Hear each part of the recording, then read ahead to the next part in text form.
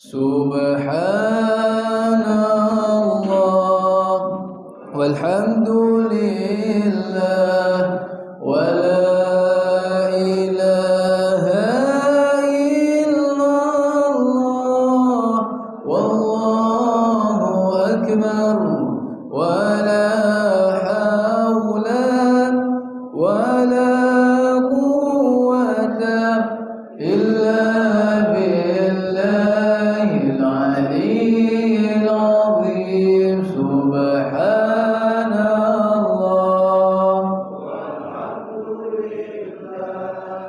wa la ilaha illallah wallahu akbar wa la hawla wa la quwwata illa billahil aliyyil azim. Subhanallah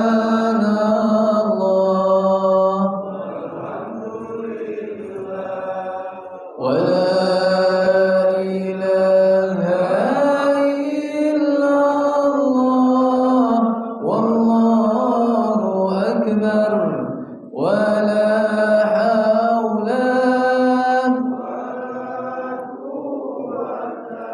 illa billahil aliyyil azim. Bismillahirrahmanirrahim.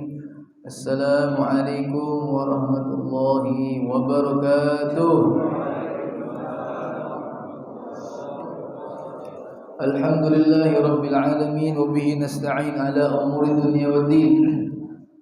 Wassalatu wassalamu ala asyrafil anbiya wal mursalin sayyidina wa maulana Muhammadin wa ala alihi wa sahbihi ajma'in. Qala rabbi shrah li sadri wa yassir li amri wahlul 'uqdatam min lisani yafqahu qawli wasaddid lisani wahdi qalbi bijahin nabi wal ali was sahbi. Amma ba'd. Hadirin hadirat, Bapak Ibu yang dirahmati oleh Allah Subhanahu wa taala, kepada Allah Subhanahu wa taala kita selalu bersyukur atas setiap nikmat yang Allah berikan kepada kita, karena setiap nikmat yang Allah Subhanahu wa taala berikan kepada kita pasti tentu akan dipertanggungjawabkan di hadapan Allah Subhanahu wa taala. Oleh karena itu marilah bersama-sama kita mengucapkan alhamdulillah, bersyukur atas nikmat Allah Subhanahu wa taala masih diberikan kesehatan oleh Allah Subhanahu wa taala, sehingga dengan kesehatan tersebut kita dapat masih untuk melaksanakan salat subuh secara berjamaah untuk memenuhi panggilan Allah Subhanahu wa taala.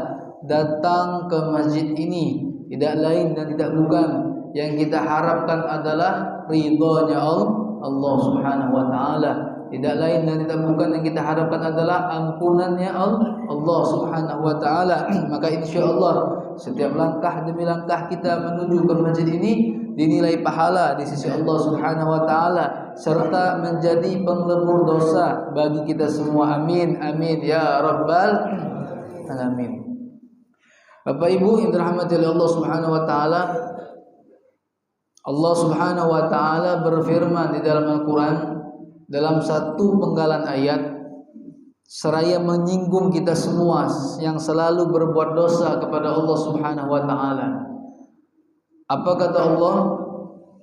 May ya'mal su'an yulzamihi wa la yajid lahu min dunillahi waliyan wa la nasira. Siapapun di antara kita yang berbuat dosa, yang berbuat salah, yang berbuat maksiat tentunya, itu pasti akan dibalas oleh Allah Subhanahu wa taala. Sekecil apapun dosa kita pasti akan dibalas oleh Allah. Serahasia apapun kita merahasiakan dosa itu pasti akan dibalas oleh Allah Subhanahu wa taala. Sebagaimana dalam ayat yang lain, mungkin Bapak Ibu hafal gala-gala ayatnya, faman ya'mal mithqala dzarratin khairan yarah wa man ya'mal mithqala dzarratin syarran yarah. Siapa berbuat kebaikan sekecil apapun pasti akan terlihat oleh Allah Subhanahu wa taala, dan barang siapa yang berbuat jahat, berbuat dosa sekecil apapun, diumpamakan sebesar biji dzarrah. Apa dzarrah itu? Wijen. Biji wijen itu. Yang biasa di roti-roti itu nah. Wijen kan? Sekecil itu akan terlihat di hadapan Allah Subhanahu wa taala. Jadi kita sebagai manusia, Bapak Ibu, tentu manusia ini tempat salah, manusia tempat lupa, tapi manusia bukan tempat berbuat dosa. Manusia memang tempat salah, tempat lupa, tapi manusia bukan tempat berbuat dosa. Dan ingat, setiap perbuatan kita itu pasti akan dibalas oleh Allah Subhanahu wa taala, baik di dunia maupun di akhirat. Disegerakan ataupun diperlambat balasan tersebut itu tergantung Allah Subhanahu wa taala. Oleh karena itu ada beberapa poin, ada beberapa sikap yang diajarkan oleh para ulama agar dosa kita diampuni oleh Allah Subhanahu wa taala, murkanya Allah meredam. Kita melakukan dosa, tapi karena kita melakukan 4 perbuatan ini, salah satu dari 4 perbuatan ini, maka insya Allah Bapak Ibu, dosa kita diampuni, dosa kita dihapus oleh Allah Subhanahu wa taala, dan murkanya Allah akan meredam. Yang pertama, jelas, kalau kita berbuat dosa, apa yang harus kita lakukan? Bertobat kepada Allah Subhanahu wa taala. Allah itu sangat cinta dengan hambanya yang bertobat. Innallaha yuhibbut tawwabin wa yuhibbul mutatahhirin. Dan Allah saking cinta dengan orang bertobat, Allah menamai zatnya dengan At-Tawwab, zat yang maha menerima taubat. Tapi itulah Bapak Ibu, kita ini kadang-kadang taubat ini banyaklah ngebisikkan setan. Maksudnya apa? Setan ini selalu membisikkan kita agar menunda untuk bertaubat. Ageklah, nunggu tua, nunggu sakit, baru bertaubat. Jangan sampai hari yang pasti, maksudnya apa? Hari yang pasti itu hari kematian datang, kita baru sadar Bapak Ibu. Ternyata apa yang kita selama ini kita lakukan, ambisi kita untuk mengejar segala sesuatu, itu tidak kati manfaatnya ketika kita sudah mati. Nah, hari itu sudah datang, penyesalan yang hanya akan kita rasakan. Nah, jangan sampai ketika hari itu datang kita nyesal, baru tak bertobat, sudah ditutup itu taubat. Tapi itulah tadi, setan ini selalu menggoda kita untuk menunda-nunda bertaubat. Ageklah, kau nikmati dulu masa muda kau, gasoklah galau, nikmatilah galau, apa yang belum digasokkan, gasoklah dulu, puas-puaslah dulu. Itu kan misalkan setan. Dan itulah yang terjadi Bapak Ibu di zaman Nabi Allah Yusuf alaihissalam. Saudara-saudara Nabi Yusuf itu kan jahat-jahat galau dulu. Mereka berencana untuk membunuh Nabi Allah Yusuf. Mereka berencana untuk mengasingkan Nabi Allah Yusuf dan menjauhkan Yusuf dengan bapaknya. Ada yang ngomong bunuh Yusuf itu, salah satu dari antara saudaranya itu. Kita bunuh Yusuf ini, mending kepalanya. Bapak kita udah kasih perhatian sama sekali sama kita. Perhatiannya sama si Yusuf ini katanya. Bunuh lah katanya, hilang dia. Kata dulu isikoknya, jangan dibunuh, besar dosanya kalau dibunuh nih. Kita buang Yusuf ini. Kita jauh dari bapak gitu, kita buang jauh-jauh, kita jual dia. Nah, akhirnya disetujuilah bahwasanya Yusuf ini dibuang. Tapi tetap dalam alur tafsir itu diceritakan bahwasanya Nabi Yusuf itu sebelum dibuang masih ada yang bunuhnya juga, dulur-dulur itu. Bunuh tuh lah Yusuf ini, ya udah. Nah, etis kita masuk.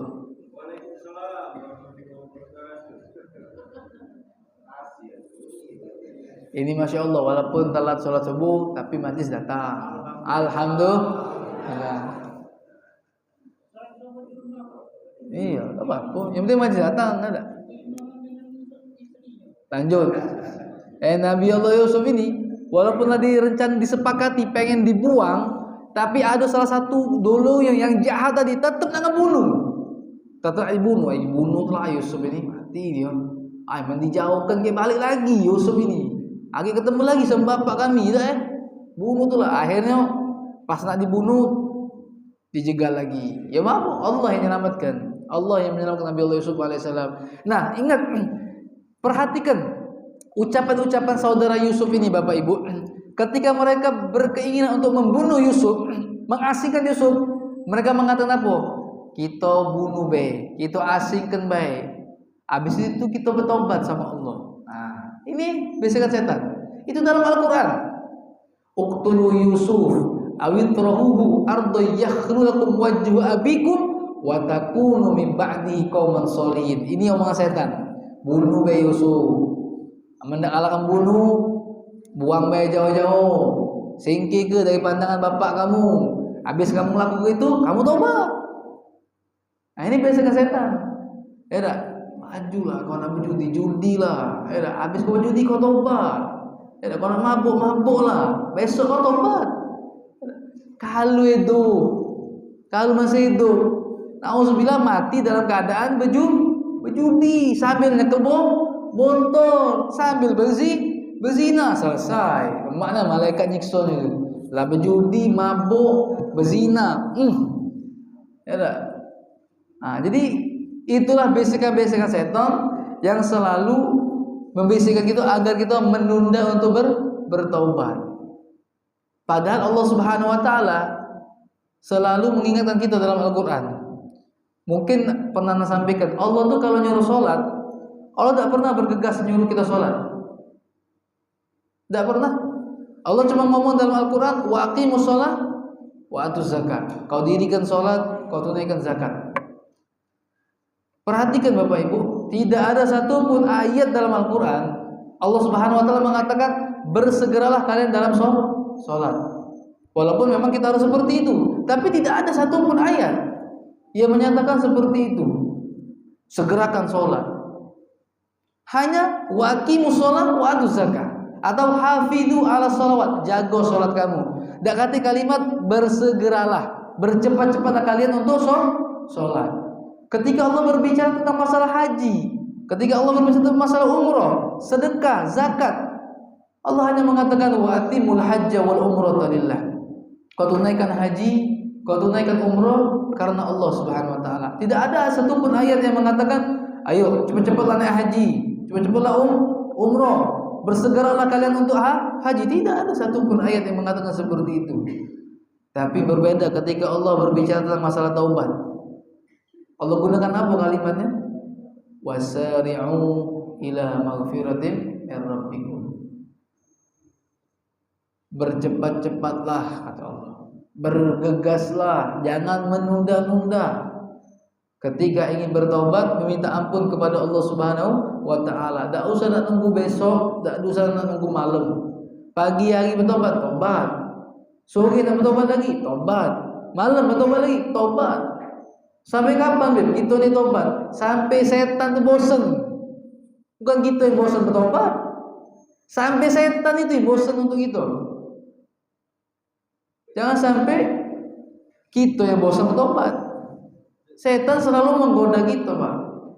Selalu. Jangan ke kita, Abu Hurairah kurang hebat apa lagi Abu Hurairah ni? Sahabat Nabi, dijamin masuk surga. Wong nomor 1 yang paling banyak menghafal hadis Nabi Muhammad, meriwayatkan hadis Abu Hurairah. 8.000 lebih hadis yang diriwayatkan oleh Abu Hurairah radhiyallahu anhu. Masih kena juga sama setan.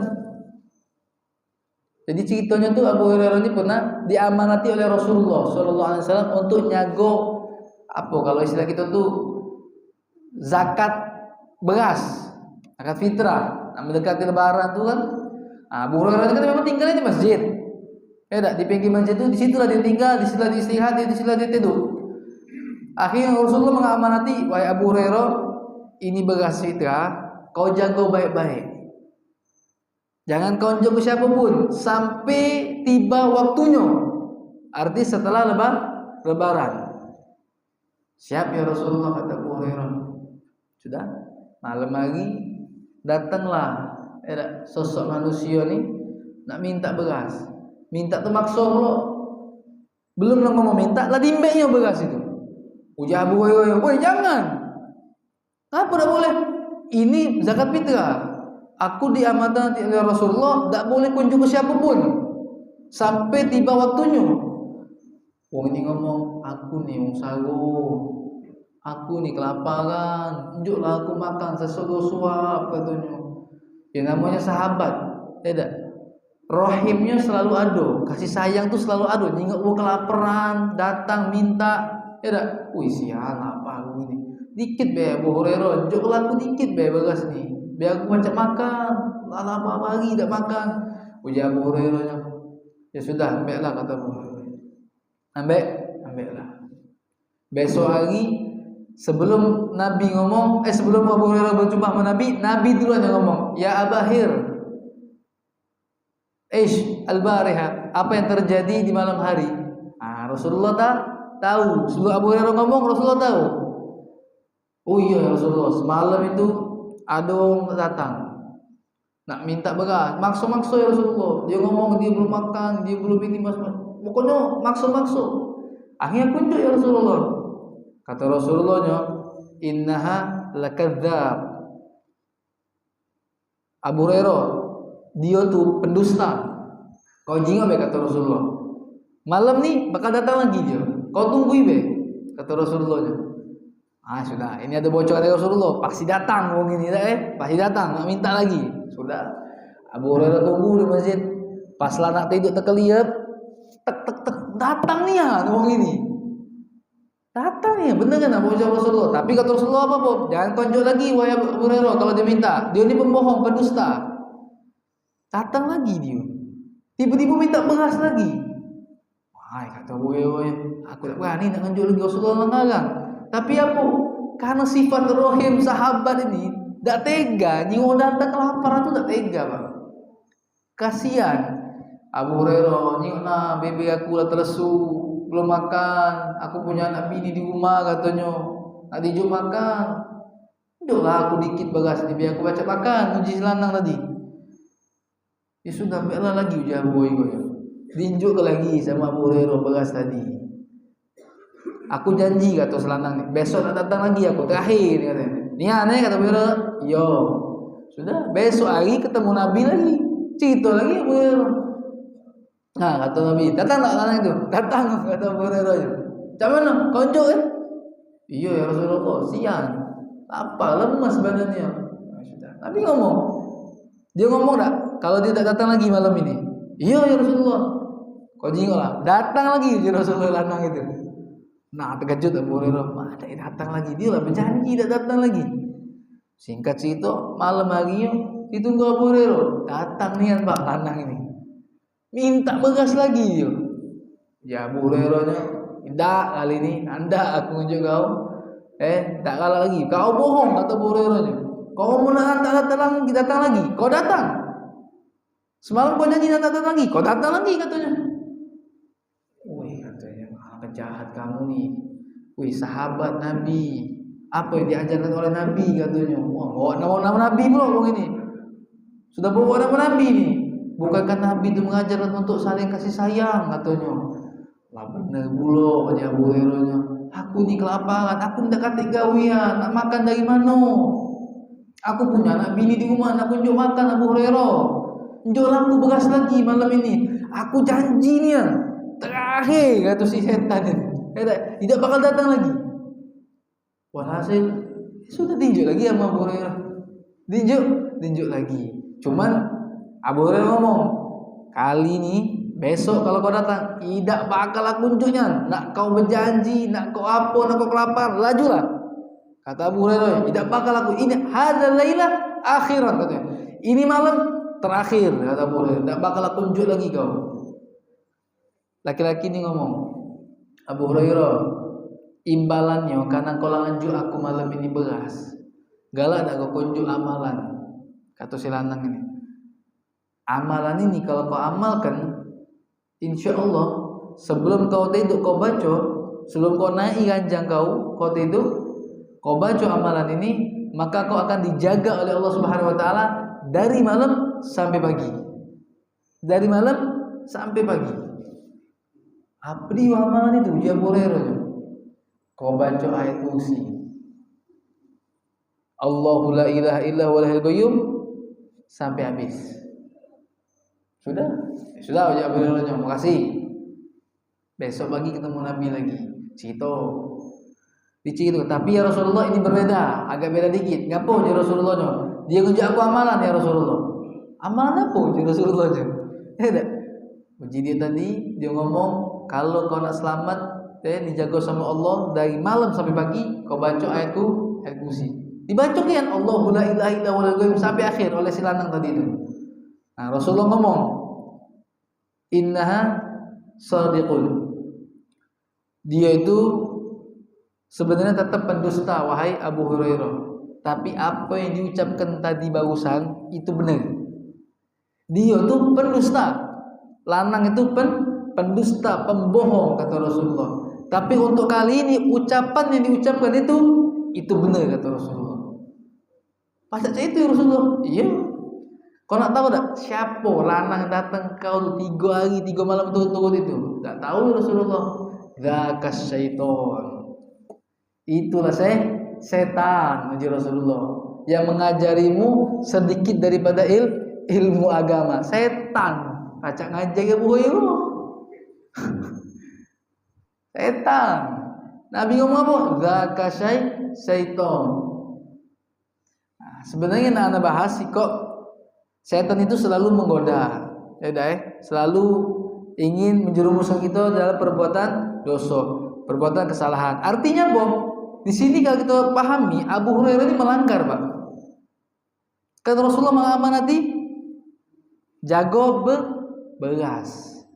3 kali betul-betul Abu Hurairah melanggar. 3 malam. Nabi ngomong apa? Jangan konjuk. Jangan konjuk. Tapi apa? Tinjuk pada sama Abu Hurairah. Karena apa?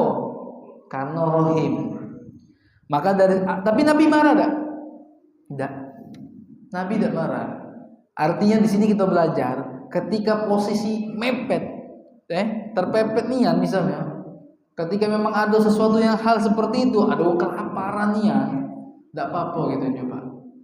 Kalau memang di situ ada doruri, misalnya nyawanya, kalau udah kita tunjuk dia bakal mati, dia bakal pingsan, dia bakal sakit, tidak apa-apa. Kita ngomong.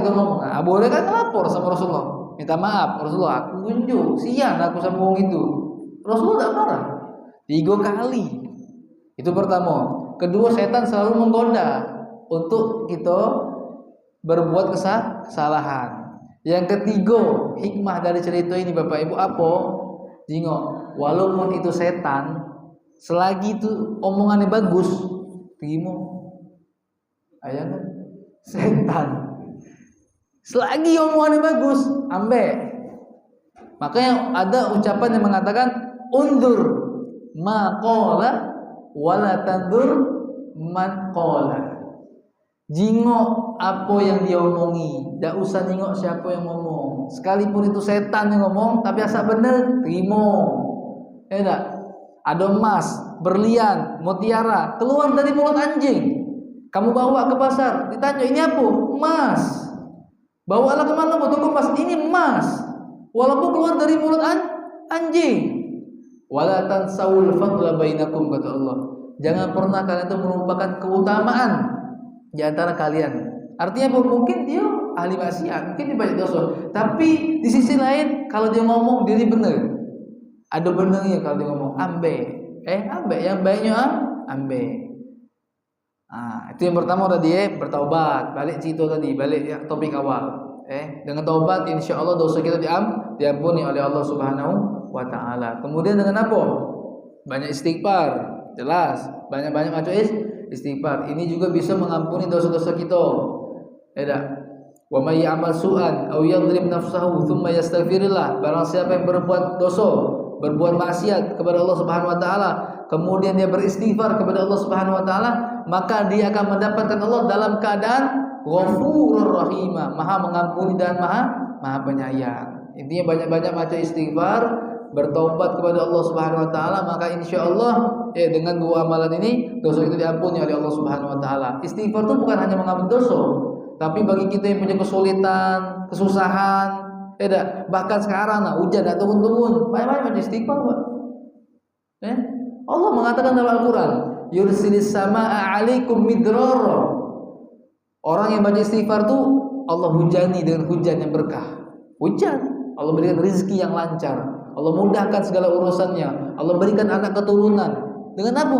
Dengan memperbanyak istighfar kepada Allah Subhanahu wa taala. Kemudian yang ketiga, dengan cara apa dosa itu diampuni? Dengan amal soleh, dengan berbuat baik. Nah, ini pelajaran untuk kita. Maksudnya apa, Bib? Jadi setiap kita habis melakukan dosa, Pak, jangan menunda-nunda untuk melakukan kebaikan. Misal, subuh hari tinggal sholat subuh. Tak usah nak nunggu besok mengkodok. Tak usah nak nunggu siang lagi ngodok sholat. Bangun tidur jam 7 kodok langsung. Jangan ditunda berbuat baik itu. Pengen nak sedekah, tak? Ayo besok lah. Sekalian baik. Jangan usah ngomong sekalian. Hari ini. Langsung. Jangan pernah menunda. Dengan amal soleh, maka itu akan menghapus dosa kita. Ketahuilah Bapak Ibu, salah satu kekhususan umat Nabi Muhammad ini, ketika dia berbuat dosa, itu tak langsung dicatat sama malaikat. Ini kekhususan umat Nabi Muhammad. Si fulan berbuat dosa di jam 6 pagi, itu langsung dicatat. Kaget, ditunggu dulu. Sampai kapan? Sampai kiranya dia berbuat amal baik. Makanya Nabi ngomong, wa atbi sayyatal hasanatamuha. Ketika hadis ini keluar, sebabnya apa? Karena ada sahabat Nabi Siko datang. Ya Rasulullah, aku berbuat dosa. Dosa apa? Ya Rasulullahnya. Besar dosa ni. Dosa apa? Besar, aku malu nak ngatakannya. Ya cak mana aku nak jelaskan? Cak mana aku nak jawab kalau kau nak ngomong? Aku melecehkan seorang wanita. Itu dosanya. Rasulullah tak marah.